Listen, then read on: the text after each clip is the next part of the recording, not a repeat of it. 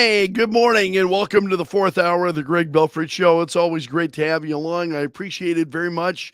I don't have a lot of stuff for you today, but this is an incredible piece at Axios. We'll start with this. This is left-leaning Axios behind the curtain. Democrats fear they're blowing it. So they say Democrats admit they tend to worry, but Democrats are saying that after they spent $1 billion, nearly twice as much as Republicans, over the past 3 months to polish the image of Kamala Harris and to soil Trump, it's not going well. But they're saying we're not saying Harris is losing or will lose. And they've got a column spelled out why this is toss up America. That's what I would want to leave you with, too. This election is incredibly close. Everything that I have seen, it's incredibly close. The Donald Trump might be up but it's very small. And in some areas, Kamala Harris is up. And in every case where I see that, it's within the margin of error. So this election is just really, really close. And I think we've got to keep that in mind. So what Axios says, what we're hearing, and a troubling sign for the campaign, top Democrats are already starting to point fingers at who'd be more responsible for a Harris loss, Joe Biden for dragging his feet or Harris herself. Well, that really is up to Democrats to decide as to who they want to blame should they lose the election. I just think, Democrats just refuse to learn.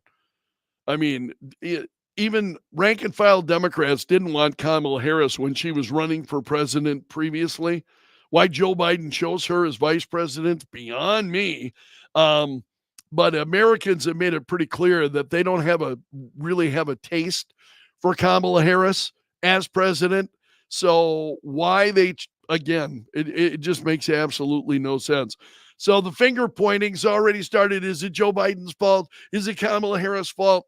I think you've got to, as an outsider, I'm not a Democrat, but as an outsider looking in, how do you not blame Kamala Harris?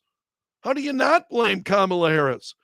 You've got even left-wing media like The Guardian have been pointing out that Kamala Harris, she's not, she's spending all this time on, Trump, terrible, Trump's a fascist, all of this negative, solely focused on Trump.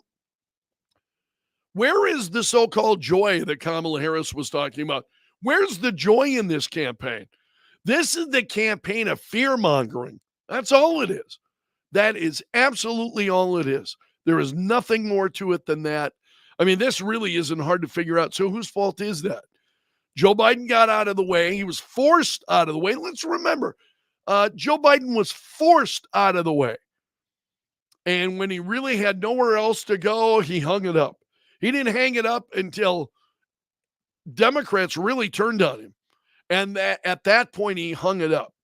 So who's to blame? You forced Joe Biden out. You installed Kamala Harris. How in the world can you then turn around and it's Joe Biden's fault that Kamala Harris is an absolute train wreck? This is just too rich. I've got to say, watching that, it's do I seem like I'm having too much fun as I watch the Democrats implode? Steve, you're right.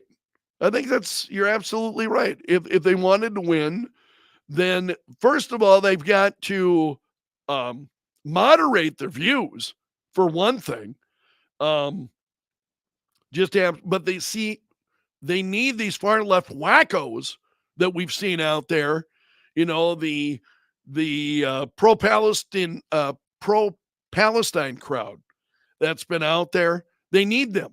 They want them. They want to hold on to them. And yet, the problem is you got wackos. You just got to cut them loose and say, you know, um, there's no common sense in the Democrat Party. We just don't see it.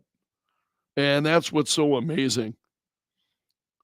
David is saying that he's worried that the country's becoming a lost cause. Hang in there.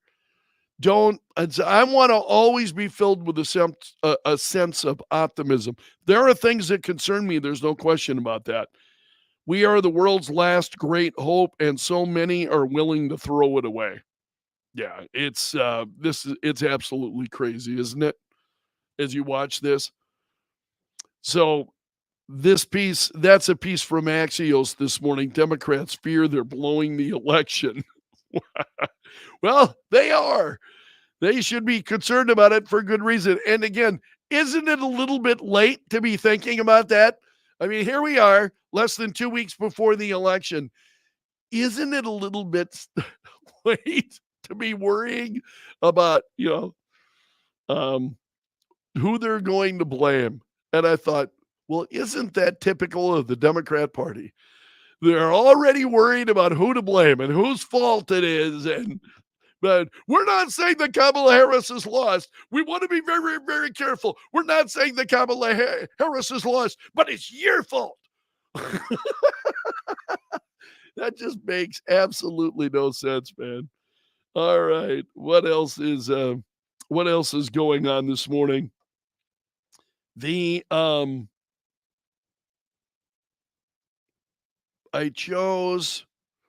is Kamala Harris. Did you catch what Kamala Harris said about religious exemptions for abortions? My tongue's getting a little bit thick this morning, so bear with me. And she was asked, this is a reaction from the American Association of Pro-Life OBGYNs. That's what you're seeing here. The American Association of Pro-Life OBGYNs.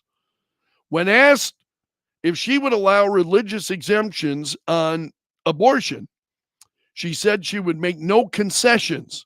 76 to 93% of OBGYNs do not perform abortions, many due to conscience. It's not pro-freedom to force them to intentionally kill their second patient. So she promised freedom, then pledges to federally steamroll Americans into taking part in abortions against their will. And here is the clip. How long is this? Let's take a listen. Oh no, it's got to go to. Forgive me. It's going to take us off the site. So, yeah, that Kamala Harris mocking a rally goer. You're at the wrong event. You want to go, and then minutes later tries to convince people of faith they don't have to abandon their faith or pro-life values on the issue of abortion. It just desperately wants your vote. We did desperately need your vote. This is a story along the lines of something that I was saying earlier this morning. I especially in the 8 o'clock hour, I was sharing comments by J.D. Vance. And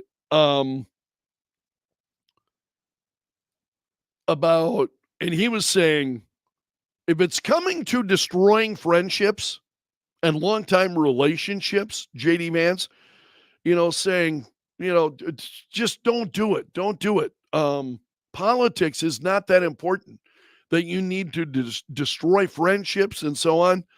So I wanted to set that up because then here comes this story. This is from the New York Post. Hating someone for their political preference is self-defeating. And Taylor Swift proves it. Taylor Swift wrote Dave Portnoy a thank you note for having her back. They're friends. And so the Portnoy unlike it's pretty crazy. Portnoy is a Trump supporter, okay? Taylor Swift is a Kamala Harris supporter. And so she sent a thank you note to Portnoy for always having her back. And then it was hand delivered by her brother to Portnoy at her Miami concert. And they're writing here, nice gesture, right? Well, that's how many of us would say it. Yeah, very, very nice. Nope. The folks over at New York Magazine's The Cut asked, which Trump supporter will she embrace next? Now, the two of them are friends. And based, so what we see is the left, when it stands in the way of their political goals, friendships will be torn apart. It's just, I mean, this is crazy. And I think it's why the comments that JD Vance made that I was sharing earlier this morning, and if you happen to hear the 8 o'clock hour of the show today, I talked about that at length. How friendships, and I don't have the Vance story right in front of me. It's in my big stack of stuff back here. But I really, really appreciated his comments. And it's just incredible how so many people just cannot set politics aside when it comes to their friendships, their family relationships, and being able to set that aside. I don't know about you, but I don't talk about this stuff with my family. Again, I'm talking to like-minded friends, and I'm talking about you and me, whether it's on the air or whether it's here on social media. You and I are engaging with each other, but I know you're like-minded generally. Not everyone. As I get a few who listen, and I don't know why. They appreciate the conversation. They disagree with a lot of it, but for whatever reason, they're there. I thank you. Rush Limbaugh put it best. I don't care if you love me or hate me as long as you listen tomorrow. I heard Rush say that once and never forgot it. It's just, I don't care if you love me or hate me as long as you listen tomorrow. But I know that I'm talking, when I'm on the air, I know that I'm talking to like-minded people generally. Most of the folks who are listening, very like-minded. And so I'm aware of that. This is not how I conduct my life 24/7. I don't go up to family members and say, "Hey, did you see this? And how are you going to vote?" I don't ask any of my family how they're voting. I just don't ask. If they want to talk about it, I'm happy to talk about it, but I don't start that conversation. Um, I am just amazed that so many people get just really kind of upset, and that family relationships wind up being frazzled, or friendships. No, I have some friends that I talk politics with, but they're like-minded friends and they listen to the radio show. So I generally, I know where they're at. And so I'm able to visit with them maybe a lot like I might with you when you call into the show. We're visiting about these things. But otherwise, I really don't go out and, you know, um, confronting family members about who they plan to vote for and why. What I have said is, I think if like-minded folks, encourage them to vote and talk to them about these issues and what they say. There are some that just love to get into it with folks who disagree. And I don't get that. I'm not that way. I really am not that way. You might think otherwise, but I really am not that way. The just getting into it for the sake of it. There are a lot of folks that I don't know what pleasure center in their brain that triggers, but they enjoy that. I'm just not one of them. And I have even said on the air a number of times, I do this because it's my job. Am I passionate about my job and the things we talk about? Oh, yeah, absolutely. I'm not lying when I'm on the air. I'm sharing, you know, views that come from, right from my heart that I believe in, um, values that I think are at the centerpiece of this country that make America great. Those things are all real. I mean, I feel that very much in my heart. But when I'm done for the day, I'm done for the day, man. That's it. I'm I've done my bit for King and Country, and then I'm off enjoying the other aspects of my life that bring me a lot of pleasure. Um, and there are a number of different things that do. Um, everything from media and movies to video games to eating out. It's one of my favorite things to do is to go out to eat. And when it's good food, I yes, and my weight has been evidence of that over the years. But I'm not out, and I don't get in the faces of family members.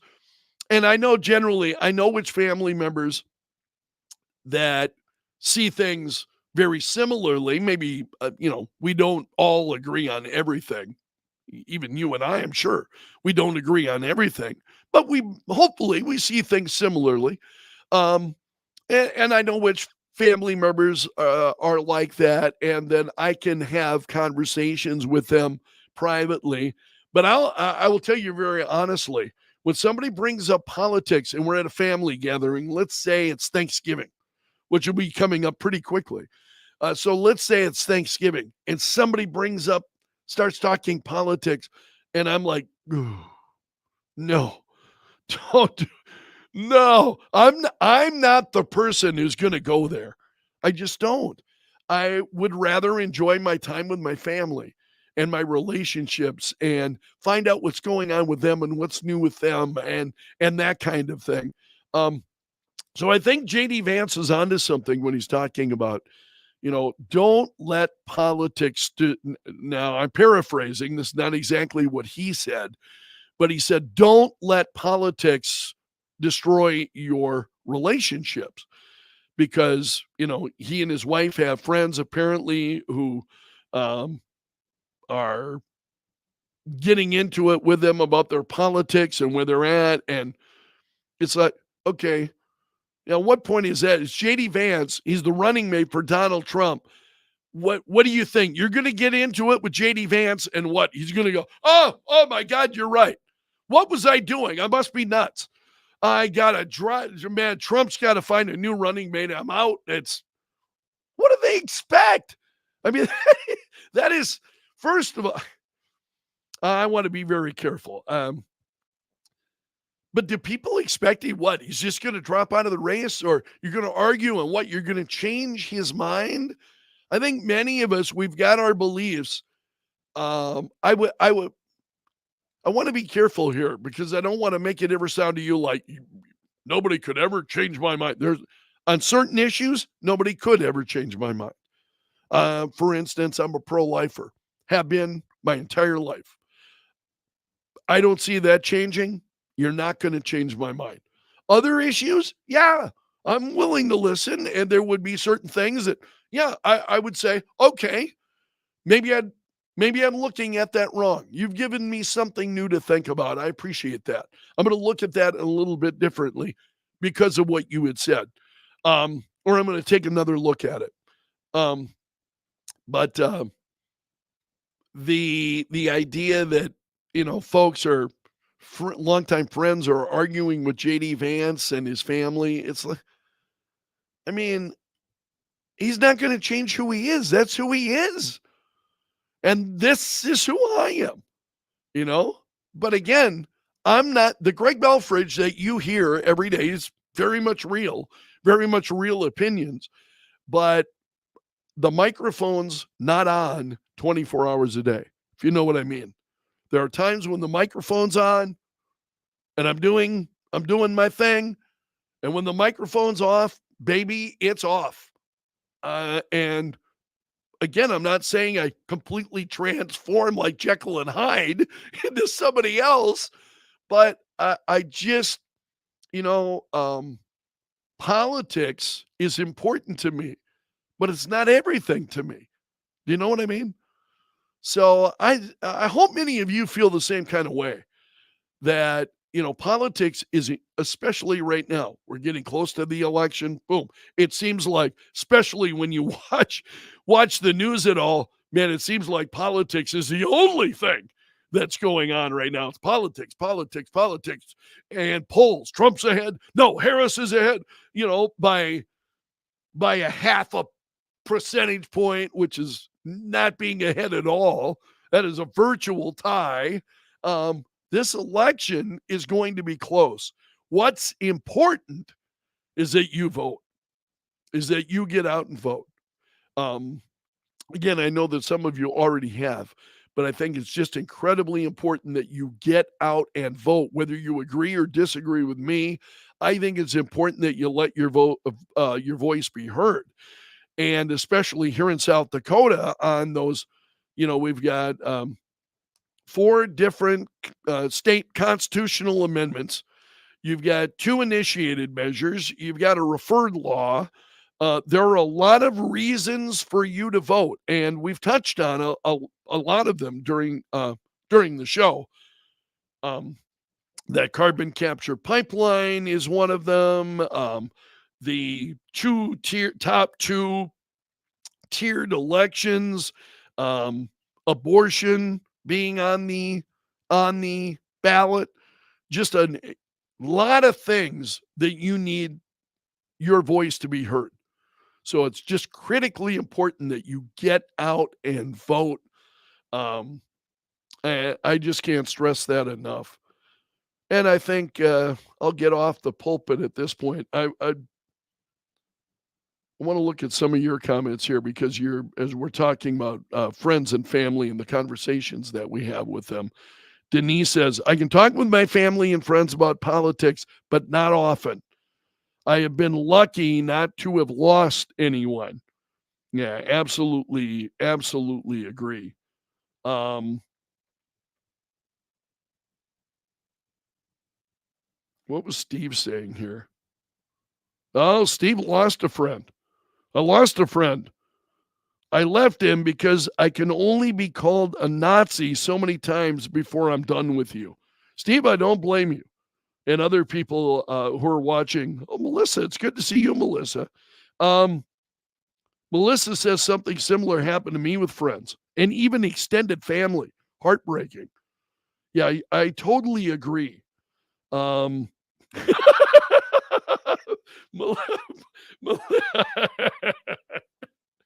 Melissa, you do sound taller on radio. She's referring to the show open with that cut from Smokey and the Bandit. You sounded taller on the radio. I'm going to leave it there for this week. And as always, my friends, I want to wish you the best. I hope you have a fantastic weekend. Thank you so much for making the Greg Belfrage Show part of your life. It just means the world to me. I can't convey that enough to you. So you take care until Monday. Hope to see you back on Monday. So long until then, my friend. And may God bless. Melissa, you made my day. That's just a